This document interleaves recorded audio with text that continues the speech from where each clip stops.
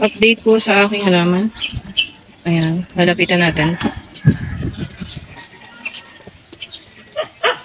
Niligyan ko ng 2 sako ng lupa para yung lupa dito hindi mapunta dun.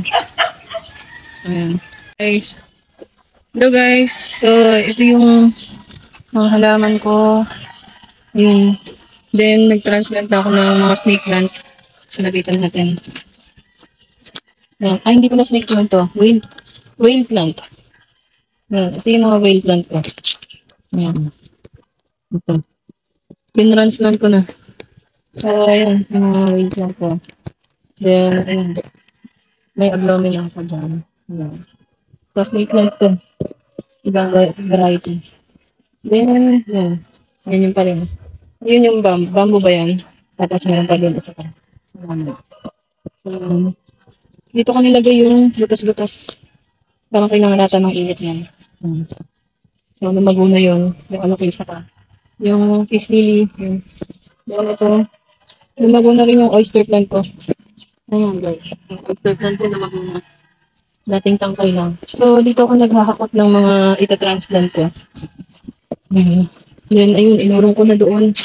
Ito yung mga na-transplant ko. Diba?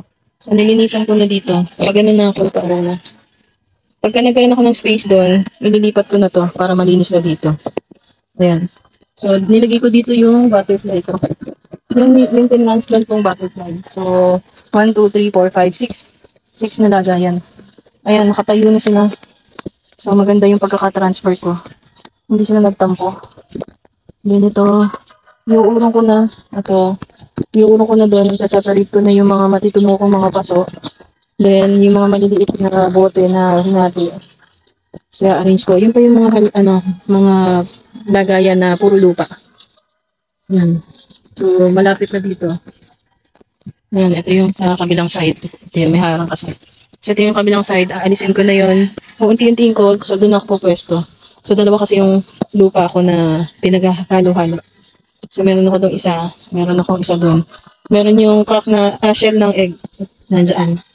So, nando doon. Ito. Malapit nang matapos, guys. Malapit na. Pakita ko sa inyo yung aking gabi.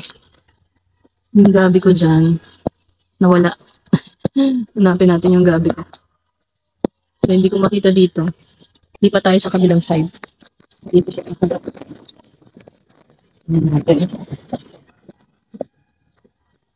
Ayan. Ito yung gabi. Na, ipit siya dito. Ito. Ayan, may possible na gabi na. Ayan. Yung mga dahon. So, kailangan natin alisin ito para lumuwag siya dyan. Meron pa ako dyan eh. Ito. Meron pa ako dito. Ito, nakatanim siya sa mismong lupa. 3 yung dahon na niya. Ay, 4 na. 5. 5 na. Kung aalisin natin to, mas luluwag siya. Meron pa. Grabe yun ng mama ko. Napabayaan na kasi hindi nadidilig. So, ito yung harap.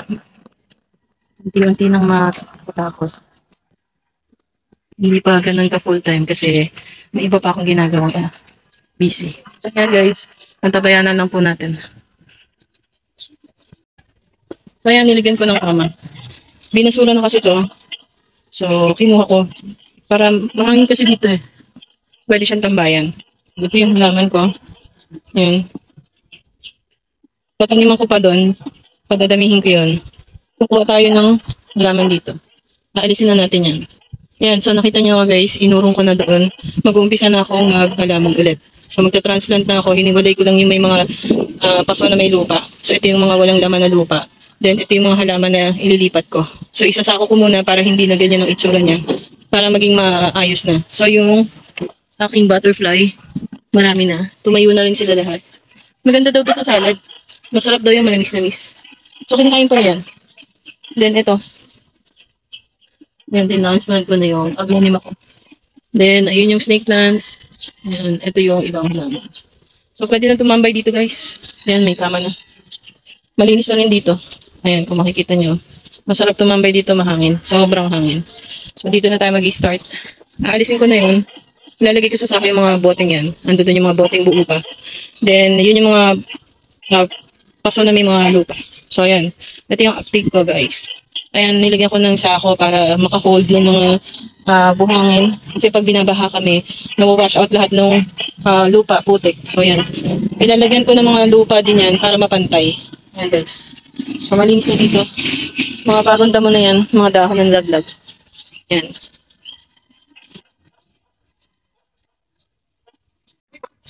So, guys, ito yung update.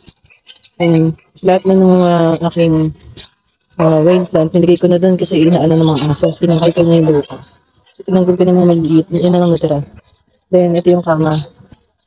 Nag-pa ngayon. So, nabawasan ng mga halaman doon. Nilipat ko na dito. Masyadong mainit ngayon. So, ayan. Ito yung butterfly ko. Nailagay na siya. Nilagay na. Then, ito yung butas-butas. Ito yung bago. Namatay na yung ibang tangkay. Pero possible na yung iba niya. Masyadong mainit ngayon. So, ayan. Naisa ko pa na lahat yung mga galon. So, mag-transplant ako dito sa side na to. Then, ito yung mga dahon na nahulog. Then, siguro kung hindi masyadong mainit, unti-unti ako kasi sobrang init ngayon. So, nandito yung mga pot na may mga lupa. Ayan. Ayan, ang dami. Na pwedeng lagyan ng halaman. May mga lupa. Ito yung mga halaman. So, sa ngayon, yan ang update guys. Hindi ako makapagpahalaman ngayon dahil sobrang init ngayong panahon. Nandito na. Pero yun ang update ngayon. Kahit pa paano, unti-unti ko na nalinis. So, nalinis ko na dito. Yun yung mga bagong dahon. Ayan, so, next video na lang guys.